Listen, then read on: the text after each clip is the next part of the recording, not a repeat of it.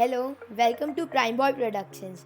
आज हम बात करने वाले हैं नई ट्रांसफॉर्मर्स मूवीज जो आने वाली हैं और war for Cybertron Transformers Netflix trilogy और Transformers the last knight fail कैसे हुई। तो चलिए शुरू करते हैं।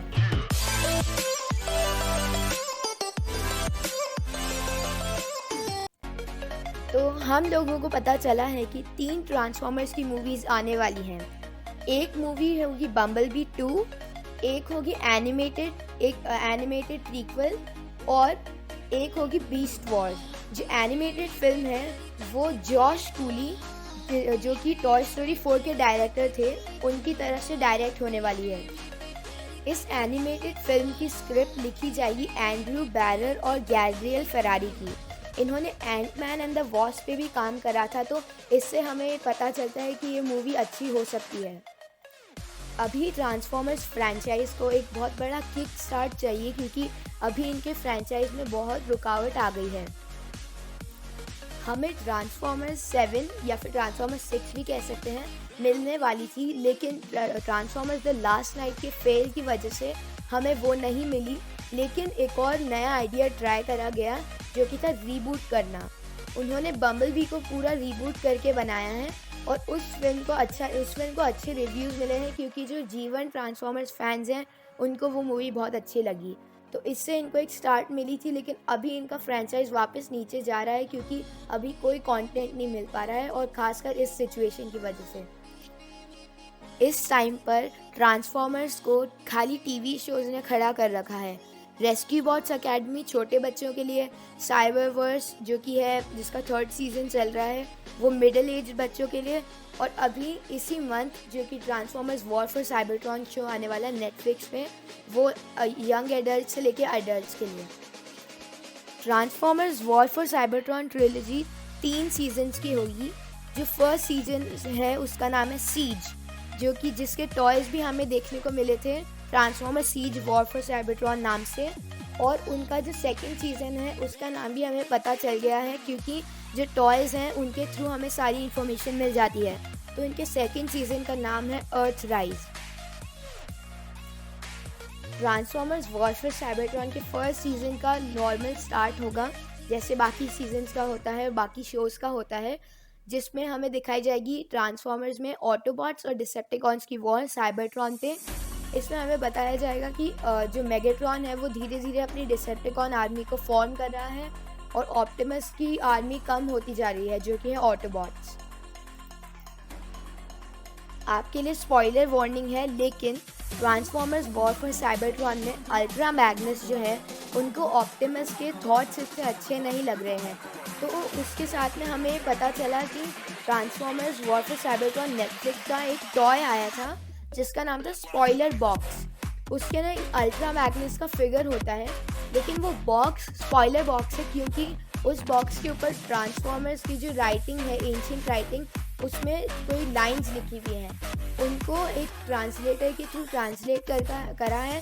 उसमें लिखा होता है कि अल्ट्रा मैग्नस बोलता है कि वो डिसेप्टिकॉन साइड पे जा रहा है और ऑटोबॉट्स बोलते हैं कि उनको अल्ट्रा मैग्नस को हराना पड़ेगा। इस ट्रिलॉजी की सेकेंड सीज़न में ऑटोबॉट्स एक आर्क बना के अर्थ पर आते हैं जैसे क्लासिक ट्रांसफॉर्मर्स की थी स्टोरी, क्योंकि साइबरट्रॉन को इस वॉर ऑटोबॉट्स और डिसेप्टिकॉन्स के बीच की वॉर ने तबाह कर दिया था। तो जब ऑटोबॉट्स आते हैं अर्थ पे, डिसेप्टिकॉन्स भी उनको फॉलो करके अर्थ पर आ जाते हैं। Most likely war for Cybertron season 2 की ये ही स्टोरी लाइन होगी। अब हम बात करते हैं ट्रांसफॉर्मर्स फ्रेंचाइज जो कि बेवर्स या फिर माइकल बे का फ्रेंचाइज था, वो फेल कैसे हुआ। आपने जैसे देखा ही होगा जो ट्रांसफॉर्मर्स की फर्स्ट फिल्म थी वो काफ़ी जीवन इंस्पायर्ड थी, तो सारे जीवन फैंस को बहुत अच्छी लगी थी और पूरे मार्केट में, ट्रांसफॉर्मर्स मार्केट में जीवन फैंस सबसे ज़्यादा थे। जो फ्रेश लोग थे जो सबसे पहले आए थे उनको तो वैसे भी कोई भी साई-फाई मूवी अच्छी लगती है, लेकिन जो मेन ऑडियंस थी वो थी जीवन फैंस। उसमें जो स्टोरी थी वो काफ़ी स्ट्रॉन्ग थी और डायरेक्ट भी बहुत अच्छा किया गया था माइकल बे के थ्रू। माइकल बे ने जो 5 फिल्म्स बनाई थी उनमें से फर्स्ट फिल्म बेस्ट लगी थी पूरी ऑडियंस को। फिर उसके बाद सेकंड फिल्म में मेगाट्रॉन जो है उसे काफ़ी अंडर पावर्ड बनाया था और उसका कैरेक्टर इतना स्ट्रॉन्ग नहीं था। उसमें पूरी डोमिनेंस ली थी फॉलन ने, जिससे जो कि व्यूअर्स थे उनको इतना अच्छा नहीं लगा था। ऑडियंस की तरफ से transformers 3 dark of the moon सबसे बुरी रही थी, क्योंकि उसके अंदर सारे कैरेक्टर्स अपना रोल ज़्यादा ही तरह से निभा रहे थे। उसके अंदर जो मेन विलन हमने डिस्क्राइब ही नहीं करा, क्योंकि उस टाइम पे सेंटिनल प्राइम और मेगाट्रॉन दोनों बराबर ही कर रहे थे और सारे फैंस को बिल्कुल भी स्टोरी इतनी अच्छी नहीं लगी, तो वो बहुत फ्लॉप गई वो फिल्म। उसके बाद में माइकल बे ने बोल दिया कि वो ट्रांसफॉर्मर्स डायरेक्ट नहीं करेंगे और फिर उन्होंने फिर भी ट्रांसफॉर्मर्स 4 को डायरेक्ट करा 2014 में। उस मूवी में ऑलमोस्ट पूरा रीबूट हो गया था, लेकिन वो ट्रांसफॉर्मर्स की जो बैटल ऑफ शिकागो थी उसके बाद से शुरू हुई थी।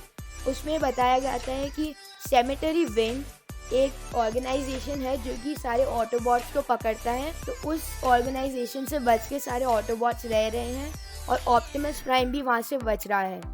वहाँ पे हमें दिखाए जाते हैं केड येगर, जो कि एक रोबोटिक्स करने वाले इंजीनियर हैं। वो टेक्सास में रहते हैं, तो वहाँ पे उनको ऑप्टिमस प्राइम जैसे G1 वाली ट्रक थी वो दिखती है। वो बड़ा सा थ्रोबैक था G1 फैंस के लिए, लेकिन हमें बाद में पता चलता है कि वो ऑप्टिमस प्राइम ही है। फिर उसके बाद में वो मूवी चली जाती है। उसके बाद में हम आते हैं 5th फिल्म तक। 5th फिल्म जो कि है ट्रांसफॉर्मर्स द लास्ट नाइट, उसके अंदर हमें बताया जाता है कि केड येगर हम वापस वहीं पे रह रहे हैं, लेकिन उन्होंने जगह चेंज कर दी है, एक जंक यार्ड बना लिया है। वहाँ पर ऑलमोस्ट सारे ऑटोबॉट्स, हाउंड, ड्रिफ्ट, क्रॉसर्स, बम्बलबी और वहाँ पे एक और व्हीली, जो कि व्हीली था वो ट्रांसफॉर्मर्स 3 में था। व्हीली जिसने वो शिप, बड़ी सी जो मदर शिप थी उनकी, उसको डिस्ट्रॉय करा था। इस स्टोरी में सब लोगों को बिल्कुल भी समझ नहीं आई थी, जो कि मेन हार्डकोर ट्रांसफॉर्मर्स फैंस हैं उनको ही ये पूरी स्टोरी समझ आई थी। इस स्टोरी में क्या होता है कि मेगाट्रॉन की टीम अपनी अलग डोमिनेंस चाहिए होती है उनको, ऑप्टिमस प्राइम की टीम को भी अलग चाहिए होती है, और क्विंटेसा, जिसको ट्रांसफॉर्मर्स बेवर्स में ट्रांसफॉर्मर्स का क्रिएटर बताया जाता है। ये एक और थ्रोबैक था क्विंटेसॉन्स पे, जो ट्रांसफॉर्मर्स G1 में ट्रांसफॉर्मर्स के क्रिएटर्स थे। ये मूवी बिल्कुल भी अच्छी नहीं गई ट्रांसफॉर्मर्स फ्रेंचाइज के लिए, और इनको बहुत बड़ा स्टॉप मिला फ्रेंचाइज को, क्योंकि इसका जो एस्टिमेट था उससे ज़्यादा इनको प्रॉफिट नहीं हुआ। इसके बाद जो बेवर्स था उसको हैसब्रो ने ऑफिशियली एंड कर दिया था। उसके बाद में हमें बम्बलबी फिल्म मिली, क्योंकि उन्होंने पहले ही एक फिल्म नेक्स्ट ईयर के लिए शेड्यूल कर दी थी, जो कि होने वाली थी ट्रांसफॉर्मर्स 7, लेकिन उसे बम्बलबी बना दिया गया था उस फेलियर की वजह से। अब बेवर्स ऑफिशियली ख़त्म हो चुका है। माइकल बे ने अपनी पैरामाउंट के साथ डील ख़त्म करके अब सोनी के साथ डील बनाई है। उन्हीं के साथ में लोरेंजो डी बोनावेंचुरा, जो कि ट्रांसफॉर्मर्स के प्रोड्यूसर रहे हैं, उन्होंने भी यहाँ से डील हटा के माइकल बे के साथ काम करने के लिए गए हैं सोनी में। अब माइकल बे प्रोजेक्ट कर रहे हैं अनचार्टेड का। आप लोग जानते ही होंगे अनचार्टेड एक PlayStation 4 का गेम है, तो उसके ऊपर टॉम हॉलैंड जो कि स्पाइडरमैन का रोल करते हैं, और मार्क वॉलबर्ग जो कि केड येगर का रोल ट्रांसफॉर्मर्स में करते हैं, उनके साथ में ये मूवी बना रहे हैं। तो आज के वीडियो के लिए इतना ही। मिलते हैं नेक्स्ट वीडियो में। लाइक, सब्सक्राइब और बेल नोटिफिकेशन आइकॉन को दबाना मत भूलना।